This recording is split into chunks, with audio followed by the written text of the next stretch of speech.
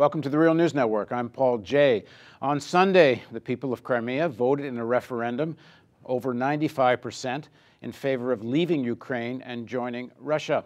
President Obama has said the United States will never accept the results of this referendum, and European EU officials have more or less said the same thing. On Monday morning, sanctions were announced by Europe and the United States against various officials around Putin and in Ukraine.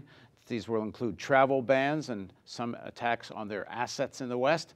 Now joining us to discuss all of these events, first of all, from Berlin, is Tarik Amar. He's an assistant professor of history at Columbia University, specializing in the contemporary history of Ukraine and Russia, also associate of Columbia University's Harriman Institute.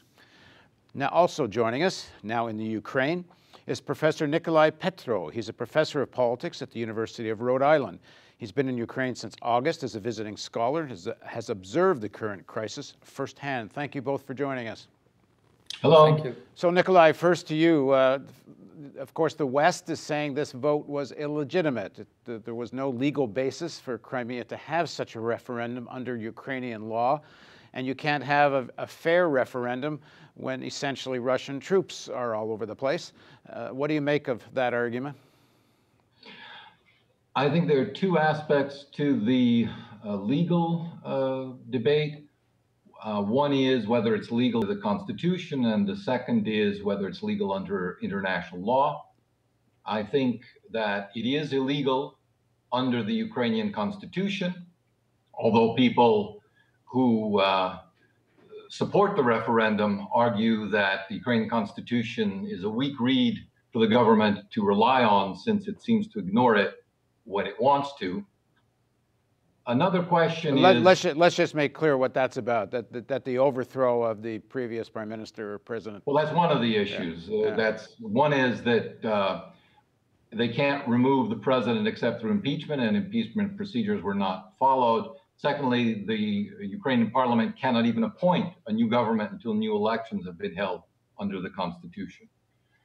But the other issue, which I think is more subject to interpretation, is whether it is legal under international law. And here I find interesting that the Crimean government has appealed in its own declaration of independence to the July 22nd, 2010 decision of the International Court of Justice, which found, and this was a novelty at the time, that international law contains, quote, no prohibition on declarations of independence, end quote, even if unilaterally declared. Now, that was in the famous Kosovo decision, allowing for Kosovan separation, even though Serbia did not want to recognize Kosovo's independence. So there is at least that much that the Ukrainian government has to go on. Now, that you would think would terrify the Russians to rely on such a principle. There's any number of places, starting with Chechnya, that could make a similar declaration if you're going to rely on that kind of international law. Tarik, what do you make of that? First of all, yes, that would be a problem for the Russian Federation itself. But there is, I think, an overarching issue in terms of international law, which is that the issue is really one of secession at this point. And the consensus really seems to be that secession from an existing state can only be justified in cases of, in essence, massive abuse by that state against the population in the seceding part. That, of course, also is actually a major, very substantial difference with the Kosovo case. In the Kosovo case since 1989, when Milosevic really unilaterally simply abolished the pre-existing autonomy of the province, and then up until 1999, when we had the attempt at ethnic cleansing of the inhabitants of the province. In the Kosovo case, we have on one side a decade of massive abuse. There's really nothing that happened on the Crimea, neither under Yanukovych nor under his successors. It just didn't happen.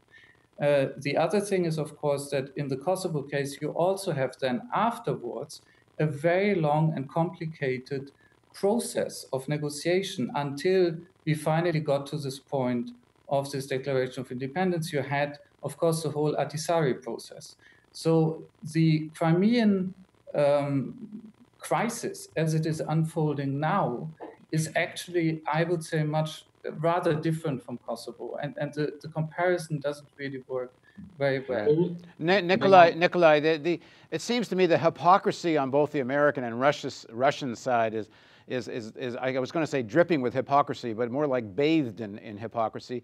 I mean, the Americans, they use the terminology of support for self-determination, of course, when it serves their interests, but when it comes to the Palestinians, they don't seem to be all that interested, and any numerous other examples of that over the last decades. But the Russians, the same thing. All of a sudden, they're for self-determination, but aren't? It seems to me that's kind of funny to watch the Chinese in all of this. They're not sure what to do. They're kind of sitting back and saying, do you Russians actually understand what principles you're relying on here? Well, yes, it's an unfortunate turn of events to adopt the principle in international law that unilateral secession can be recognized. Because I think it opens up many more problems than it solves. I was reading Harold Koh's legal brief. So he was the State Department advisor at the time who argued the Kosovo case before The Hague on behalf of, added the American brief in support of Kosovo's claim for independence. And it boiled down to, as he put it, the Kosovo Declaration of Independence had changed the political environment, creating, as he puts it, a new political reality. Well, that's simply what, I guess, declarations of independence do. It doesn't really address the legality or not. What I find interesting about the Crimean case is that they too recognize and have apparently carefully studied the Kosovo case, because what they in fact are proposing is a sequence of steps, beginning with independence, which is now the status quo, which will, let's say, they will now act to create an independent Crimea. Then that independent Crimea will appeal for membership in the Russian Federation. So again, for the benefit of lawyers, the legal niceties they're trying to observe them, at least. Well, sort of. I mean, they're not really. I mean, it starts with secession, and secession under Ukrainian law is not legal, and under international law there needs to be a systematic evident pattern of abuse. Under Ukrainian law, the thing that is specifically prohibited under Article 73 is that issues of territorial changes of Ukraine can only be decided in an all-Ukrainian referendum, which is a very high barrier that obviously. Okay, well, one way or the other, Crimea has voted, and Putin and Russia seem rather determined about this. The sanctions, President Obama says they're never going to accept the results of this referendum. So we have a standoff here right after all the love-in at the Olympics. I don't quite get, why did Putin put so much skin in the game so quickly here? Was it really necessary? Was there, what motivated him, Tarik? I'm going to try to give a short answer. That's an extremely interesting question, and I'm not sure anybody actually knows the answer. It's so interesting because there are very powerful arguments, I think, for saying that Putin could have had basically everything he really needed or might have wanted without such a step. And the step, of course, will cost him, probably cost him quite dearly. He could have subverted Crimea. He could have subverted eastern Ukraine. These things, unfortunately, really do happen in Ukraine. He could also have exerted pressure again through energy, basically through gas, cutting it off, raising the price, all things that probably are going to happen also now. He would have had a number of other options apart from this very brutal and as it were, inept approach to the post-revolutionary situation in Ukraine. Now, I think one speculation that to me makes sense is that partly this is really about a sense of having to demonstrate to the West, whom he does see as an adversary, as well as to the new Ukrainian government, that there will be a very sizable cost to defying him that directly. I think this matters to him. And defying him, I would say the real issue is the possibility of joining NATO, right? Isn't that what this is really all about? It may be. But again, I mean, here, when you think about the NATO question, I would guess he could have tried to block that in other ways. But of course, one thing that he may have been thinking is the parallel with the Georgian case, the 2008 war. And there, basically, what happened as a consequence of the war was that NATO, taking over a German position, signaled to Russia that as long as Georgia has this sort of problem with its territory and its borders, it's not a plausible NATO candidate. So there is, of course, a way in which if you cause an ongoing, persistent territorial problem in Ukraine and with Ukraine, it makes it that much harder, actually, for organizations like NATO, but also, in fact, the European Union, to consider, if they want to do that, which is a different issue, full membership for the country, and this might have played a role. So this could be a fairly smart chess move, then. Well, I hesitate to call things smart that are really so wicked, but unfortunately, it may have been a ruthless, as I think, highly immoral, and that happens, of course, in other countries and with other governments too, a ruthless and highly immoral move that may be effective. I should add one thing. There is, of course, the issue of pipelines that does play a role, and there's also an issue of shale gas fields. And those shale gas fields essentially sit off the coast of Crimea. And they still have to be developed. That's a complex process. There are, I think, 4 of them. I might be wrong on the number. And there has been a lot of speculation about how much they are worth and what they mean in terms of energy policy. I think this could also have played a role in this particular move in occupying Crimea. Nicolai, there's been a lot of discussion and debate, especially in the West, I suppose all over the world, about between the external factor, meaning the Americans, the Europeans, particularly the Germans, and the role they've played in Ukraine, and the domestic discontent with corruption and their government. What do you make of the role of the U.S. in the events that led up to this Crimea vote? Well, one of the standard refrains here in the popular media for those who oppose the change in government that took place in February, the coup d'etat, is that this was all orchestrated by the West and predominantly by the United States. So there is a reservoir of resentment in the East and the South, which now feels excluded from these political processes against the United States. And certainly, I think there's been that sort of perception and backlash in Crimea. But I must say that in addition, there are many plausible, sophisticated economic reasons why Crimea is such an important issue. Before you get into why Crimea is so important, just kind of stay on this question of to what extent were the Americans manipulating events in Ukraine with the change of government and such? I mean, a lot of people are not just in Crimea. A lot of people in the United States are suggesting the Americans had a heavy hand in all of this. We don't know how influential the United States and other governments have been. We know that there was a constant stream of high-level meetings before February 21st, and they persist to this day.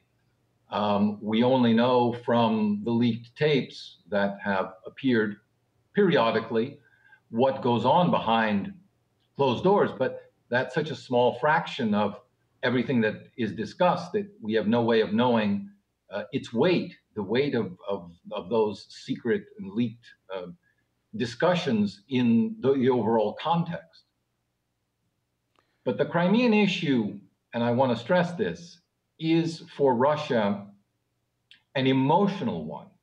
That's something that I think it's very easily lost in the discussion of whether there are economic advantages or political advantages. For many, many people in Russia, this is a matter of justice being restored. I was reading an article in a major Russian paper where a very liberal political scientist was trying to explain to Russians why this is actually a problematic issue. And he said, well, of course, people here say this was an unjust move, and now we're just returning to the way things ought to be. And people want it, so what's the problem? I think what needs to be kept in mind is that it was actually Khrushchev who gave Crimea, as it were, to the Ukrainian. There is emotional baggage, however, on all sides here. And that's very, very important to see. It is true that Crimea has a Russian majority population, 56, 54, 58%, they're different numbers. It has also about 12 to 13% of Tatars, of course, who usually align very strongly with Kiev and with Ukraine. And of course, it has Ukrainians in between.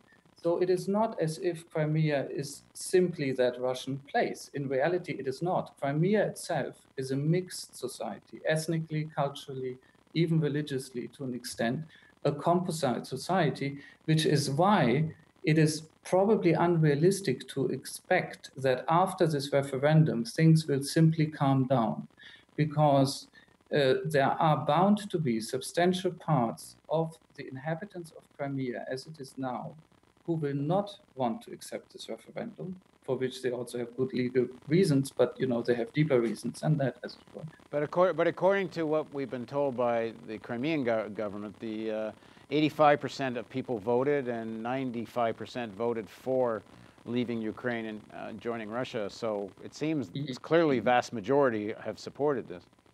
Yes, it seems, but I have to say, we know from the last elections in Russia that they were extremely manipulated. There were major irregularities in the counting, and we can show them mathematically. It's simply a fact. And apart from the counting, it was simply a fact that they were extremely manipulated and managed before they even took place. There's really a consensus on that. That has nothing to do with right and left.